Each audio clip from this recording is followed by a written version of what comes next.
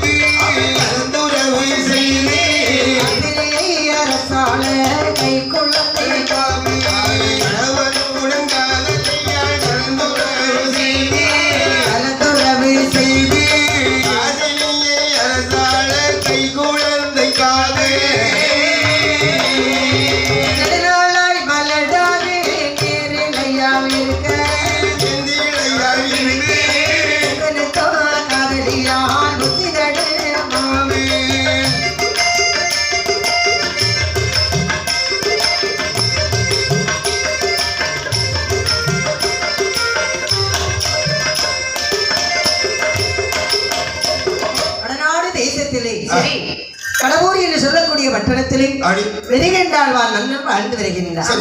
காதலி என்று சொல்லக்கூடிய பெண்ணை மனமுடித்து மன்னனும் மனைவியுமாய் வாழ்ந்து வரக்கூடிய நேரத்திலே எல்லா செல்வங்களும் இருக்கிறது. சொத்தால் குறைவுமில்லை, சுகத்தால் குறைவுமில்லை, குழந்தை மட்டுமில்லாத காரணத்தினாலே மன்னனை பார்த்து என்ன சொல்கிறார் தெரியுமா? 12 இருவயது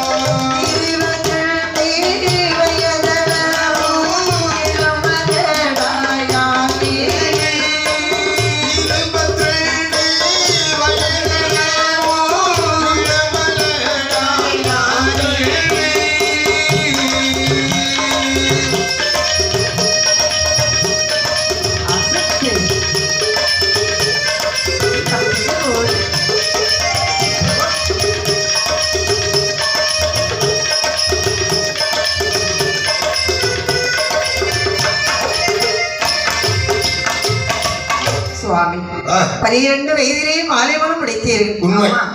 22 வயதாகியோ மலடாகவே இருக்கின்றேன். 32 வயதாகிய முன்னேற்ற முடிகூடு நரைத்ததுவே நமக்கு ஆளவரே குழந்தை இல்லையே சுவாமி.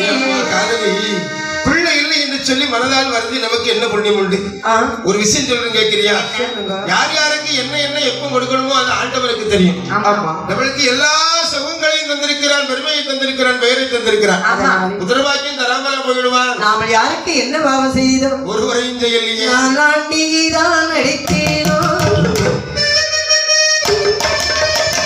அறக்கொடுமை செய்தேனோ, பிச்சை கன்றி வந்தவரே வர சொன்னேன்.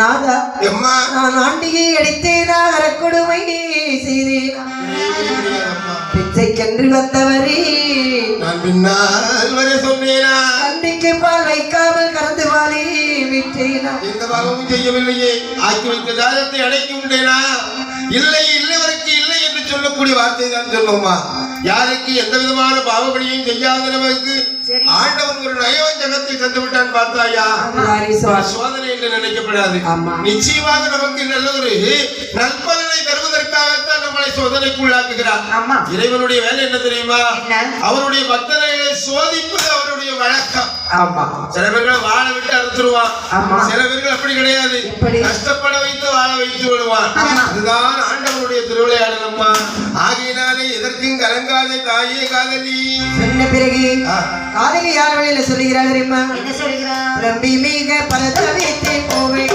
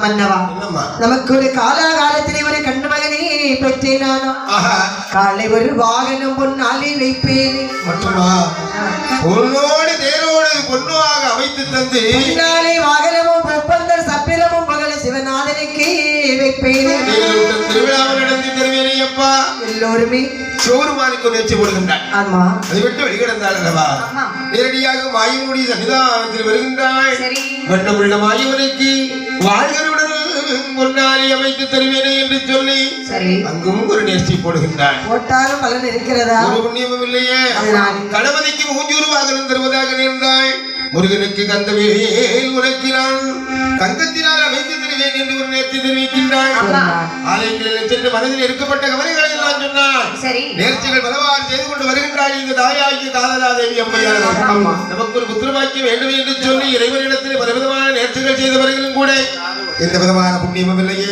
பிள்ளை இல்லாத காரணத்தினாலே மிருகண்டாழ்வார் சொல்லுகிறார் அடியே காதலி கவலைப்படாதே அம்மா குழந்தை இல்லை என்று நீ ஏன் கவலைப்பட்டுக் கொண்டிருக்கிறாய் நான் பகவானை வேண்டிய தவத்தை செய்து குழந்தையை வரத்தை வாங்கி வருகின்றேனே முயற்சி திருவினையாக்கி என்பதற்கிடங்க தெய்வத்தால் ஆகாது எனினும் முயற்சி தன் மெய்வரந்த கூலி தரும் என்று சொல்வாரே ஆகையினால் தவத்தை செய்து சிவத்தை கண்டு சிவத்தை கண்டால் ஜெகத்தை ஆழ்வதற்கு பிள்ளை பாக்கி வேண்டும் என்று சொல்ல வார்த்தை கேட்டு மனது சந்தோஷம் கொண்டால் காதலா தேவி அம்மையார் அந்த நேரத்திலே போய் வாருங்கள் நானா விடை கொடுத்தார் உற்றமிரி கந்தன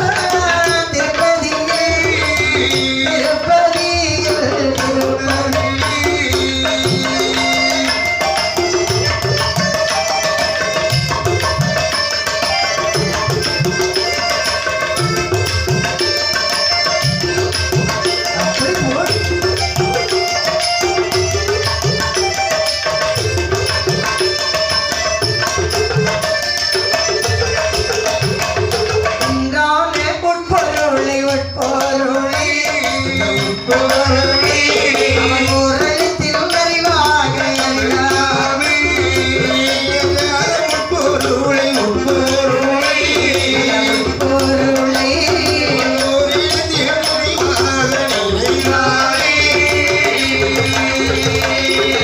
கண்டானே பெண்களை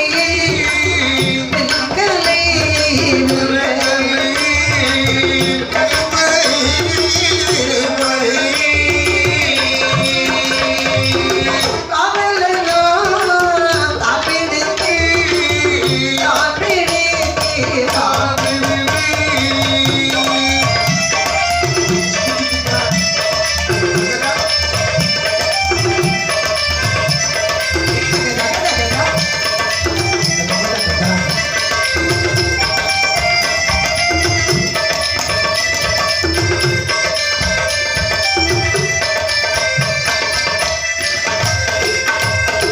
பார்த்தான் மெருகண்டாழ்வான். சரி. பகவானை வேண்டி தவத்தை செய்து ஆஹா. குழந்தை வாங்கி வருகிறேன் என்று சொல்லுவார் ஒன்றான ஒற்பொருளை மனதிலே நினைத்தான். சரி சரி சிவபெருமானை அல்லும் பகலும் நினைத்து செல்லமாடி இறங்கி கொண்டு வருகிறான் அல்லவா அரிய தவமானதை செய்து வரக்கூடிய நேரத்திலே சரி. பகவான் முன்பிலே தோன்றுகின்றார். பகவானே முருகண்டே வந்து விட்டீர்களா சுவாமி? ஏன் வரமாட்டேன் என்று நினைத்தாயா இல்லை சுவாமி. உன்னுடைய தவமோ அரிது விருதாகி விட்டது அதனாலே ஈராறு 12 வருடகாலங்கள் யாரும் செய்ய முடியாத கடும் தவத்தை நீ செய்தாய் அதனாலே என் மனம் குளிர்ந்ததப்பா அப்படியானால் நீ எதற்காக வேண்டி இந்த கடும் தவத்தை செய்தாய் எல்லாம் ஒரே ஒரு குழந்தைக்காக வேண்டி சுவாமி. முருகண்டா என்ன? குழந்தை வாக்கியம் வேண்டும் என்றா என்ன நினைத்து கடும் தவத்தை செய்தாய் ஆமா. புத்திர வாக்கியம் என்பது இந்த வையகத்தில் எப்படிப்பட்டது தெரியுமல்லவா எப்படிப்பட்டது? அவன் அவன் செய்த ஊழ்வினை கர்ம விதிப்படித்தான் புத்திர வாக்கியம் என்பது கிடைக்கும் ஆமா.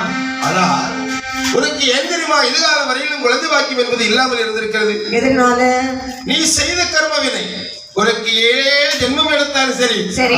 புத்திர வாக்கியம் என்பது கிடையவே கிடையாது நீங்க வந்து வச்சு பேசுற மாதிரியே இருக்கிறது. இல்லையப்பா சுவாமி அப்படியான குழந்தைக்கு வரத்தை தாருங்க சுவாமி. உனக்கு தான் குழந்தை பாக்கியமே இல்லையே அப்படியானா உங்களுக்கு வேண்டி பலன் இல்லையா சுவாமி? பலன் இல்லை என்று சொல்ல முடியாதப்பா நிச்சயமாக நீ செய்த தவத்தின் வண்ணமாக ஆமா. உனக்கு ஒரு கை குழந்தைக்கு வரம் தருவதற்காகவே அடியேன் உனக்காக காட்சி தந்தேன் ஆனாலும் என்னிடத்திலே ஏராளமான குழந்தைகள் இருக்கிறது. எப்பேற்பட்ட குழந்தை இருக்கிறது தெரியுமா? மந்தன் செவிடு கொருடு என்று மந்தன் செவிடு கொருடு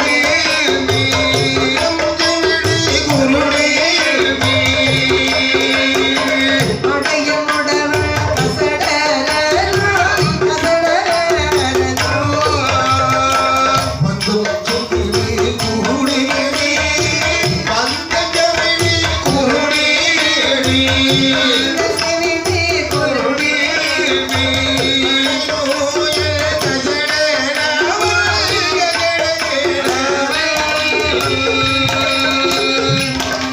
சந்தமில்லா சப்பாணி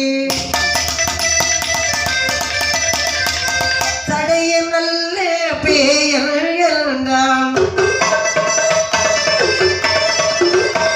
வந்த வயது ஒரு நோய் வந்த வயது ஒரு நோய்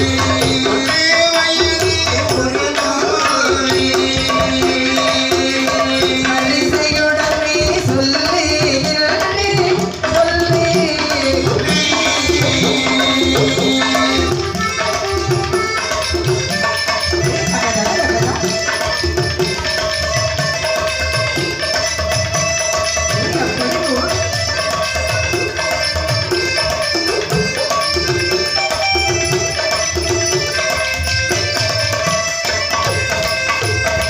பகவானே யா. குழந்தைக்கு வரத்தை தாருங்கள் சுவாமி. அப்படி குழந்தைக்கு வரவேற்று சொன்னாலும் முருகண்டா என்ன? இந்த வையகத்துல எப்படிப்பட்ட பிள்ளை வகைகள் உண்டு உனக்கு தெரியுமா சொல்லட்டுமா சொல்லுங்க சுவாமி. மந்தம் குருடு செவிடு பேடு முள்ளமாரி முடிச்சவைக்கு கள்ளை குருடை எத்துவாளி ஏமாத்துக்காரன் சொல்பேச்சு கேட்காதவன் பெரியவர்களை மதிக்காதவன் சரி. இறை நெறி இல்லாதவன் கல்வி கேள்வி ஞானத்திலே குறைவுள்ளவன் அப்படி. மூர்க்கன் ஒரு முரடன் இப்படிப்பட்ட ஒரு பிள்ளையை நான் உனக்கு தருவது உண்டுவே உன்னுடன் 100 வயது காலம் இன்புடன் வாழ்ந்திருப்பான். அப்படியா சுவாமி? அதற்கு மாறாக அன்பிலும் பண்பிலும் விசுவாசத்திலும் இறைநெறியிலும் பெரியவர்களை மதிக்கக்கூடிய தன்மையிலும் கல்வி கேள்வி ஞானம் பக்தியிலே சிறந்து விளக்கக்கூடிய பிள்ளை நான் உனக்கு தந்தது உண்டுமையானா?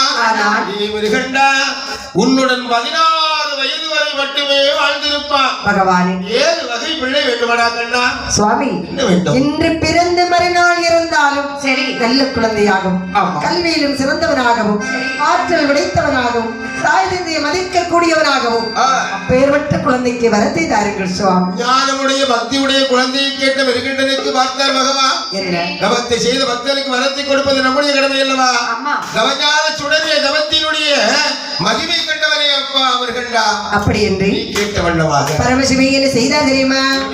பரமசிவன் தான் அறிந்து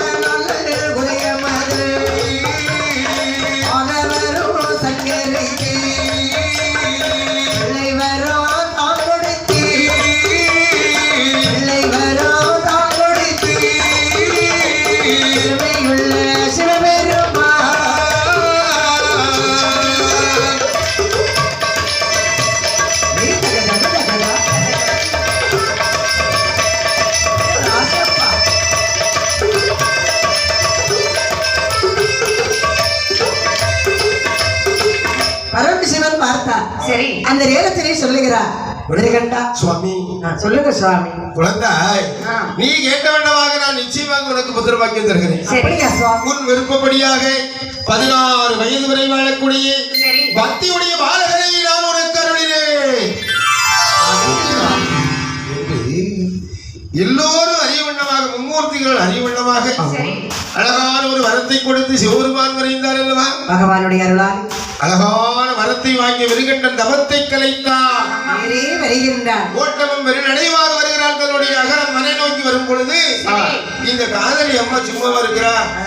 தவத்திற்கு போனாரே நம்முடைய கணவன் இப்பொழுது வருவாரா, சிறிது நேரம் கழித்து வருவாரா என்று அந்த வழி மேல் வெளியே வைக்கிறார். போற வரவெல்லாம் நம்ம புருஷனா இருக்காதா அப்படின்னு நினைக்க முடியுமா? இவர் தானா அவர், அவர் தானா இவர், இந்த ஒரு எண்ணம் அவளுக்கு வரும். அப்படி இல்லை, இப்பொழுது வந்து விடுவார். இது இன்னும் ஒருவர் வருகிறார், அவருக்கு பின்னால் வருகிறார். எப்போ வருவார், எப்படி வருவார் என்று கண்விழி வைத்து பார்த்துக் கொண்டிருக்கிறார். எதிர்பார்ப்பு. அந்த நேரத்திலே திருகண்டாழ்வார் மன்னன் வருகின்றார். வாருங்கள் சுவாமி, வாருங்கள் என்று வரவேற்றார். சுவாமி, எப்படி இருக்கிறாய்? நன்றாக இருக்கிறேன் சுவாமி. உன்னை பார்த்தால் பூரண பரிபூரண சுகமாக இருக்கிறார். அப்படி குழந்தை வாங்கி வந்து விட்டீர்களா? நிச்சயமாக. அப்படியா சுவாமி? வெற்றி மேல் வெற்றி நம்மை வந்து சேரும் என்பது உனக்கு தெரியாதா? தெரியவே தெரியும். காதலி 12 வருடகாலங்கள் கடுந்தவத்தை கரைக்கண்டேஸ்வர பகவானை நினைத்து தவத்தை செய்தேன். தவத்தை பாராட்டி ஆண்டவரை எனக்கு காட்சியிருந்தார். நேரடியாக நான் சிவத்தை கண்டேன். ஜெகத்தை ஆழ்வதற்கு வரத்தை கேட்டேன். புத்திரவாக்கியம் உண்டு சொல்லி வரைந்திருக்கிறார் அம்மா. ஆகையினால வயது வந்துவிட்டது என்று இனிமேல் நீ வருத்தம் கொள்ளக்கூடாது என்று மீண்டும் அழகான முறையில் அவர்கள் இல்லறத்தை நல்லறமாக இணைந்து இன்புற்று ஒற்றுமையுடன் நடத்துகிறார். எப்படி வாழ்ந்து வருகிறார் தெரியுமா? கண்ணீரோ கணவனுமாய் மணவனுமாய் கண்ணீரோ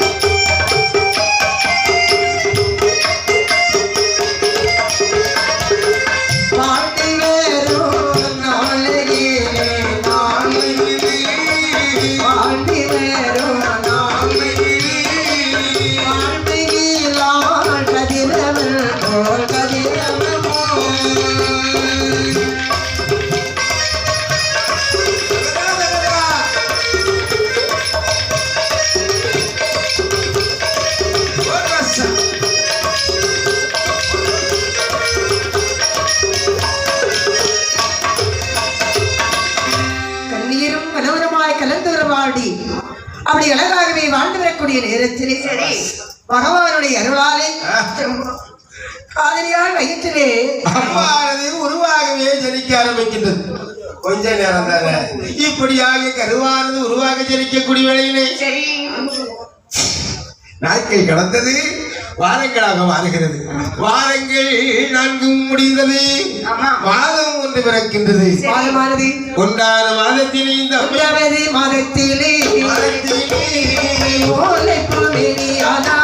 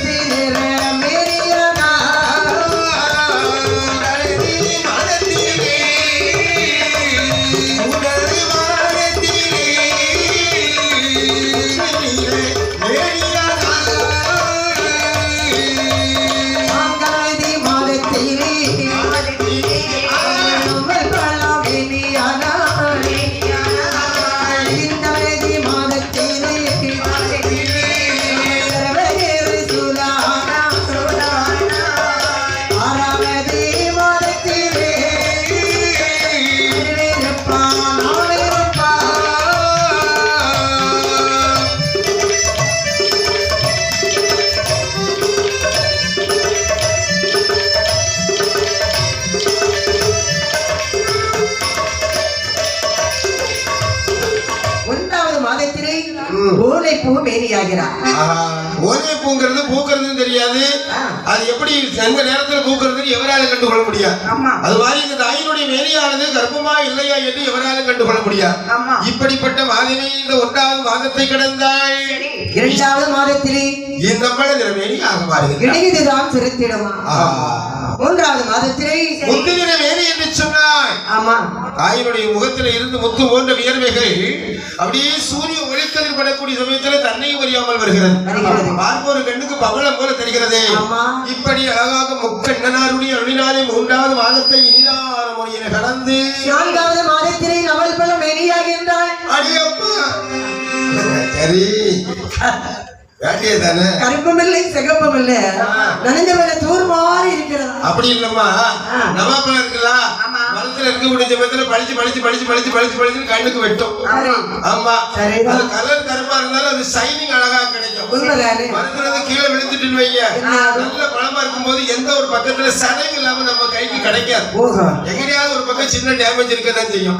அது மாதிரிதான் இந்த 4வது மாதத்துல இருக்கக்கூடிய தாயினுடைய மேனியில அப்பப்ப பார்த்துதான் கையகாலம் வாங்கணும், இல்லைன்னா எங்கனே சதவு உண்டாயிரும், நமக்குதான் இணைஞ்சிடும். நவல் பழ மேனியாக மாறுகின்றார். 7 மாதமானது. 5வது மாதத்திலே அரவையரை சூழாகின்றாள். அரவையர் எங்கே போனது? அங்கதான் இருக்கும்.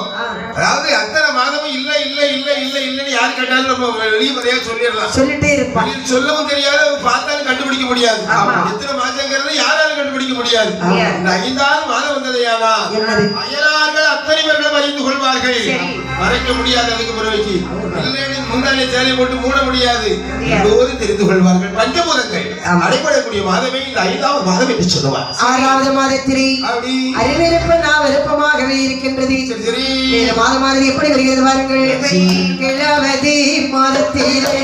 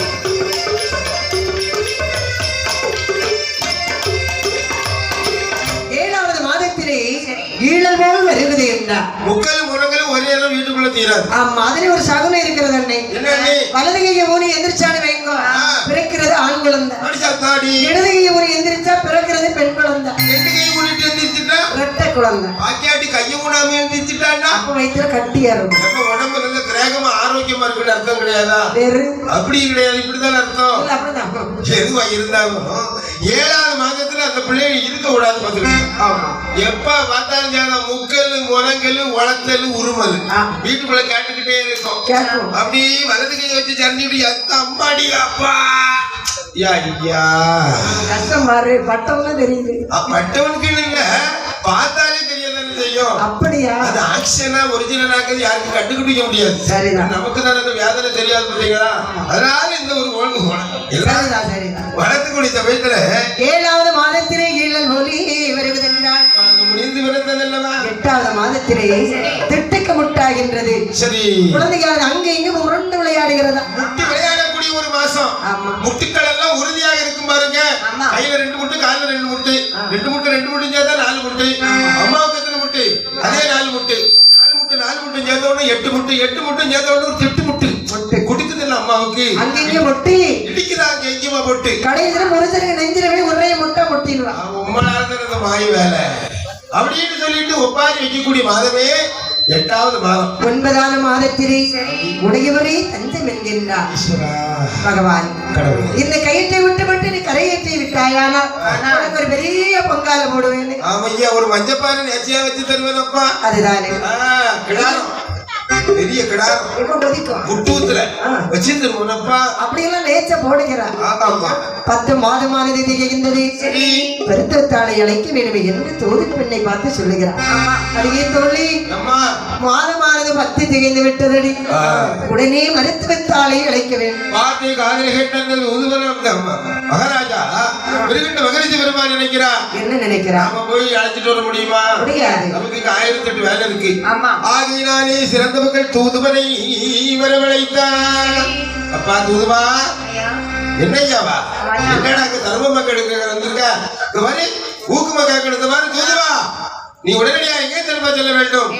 சிறந்த மக்கள் ஒரு வள்ளியூர் பதியில சென்று கைதேர்ந்த மருத்துவத்தாய் பொன்னுருவி என்று சொல்லக்கூடியவள் வேரோடும் புகழோடு இருக்கக்கூடியவள். உடனடியாக நான் அழைத்ததாக நீ சென்று அழைத்துக் கொண்டு வர வேண்டும். அப்படியே ஆகட்டும் சுவாமி. பார்த்தான் தூதுவனாகப்பட்டவள் எப்படி வருகிறாள் என்று பார்த்தாள். என்னை எட்டு கத்தி கட்டி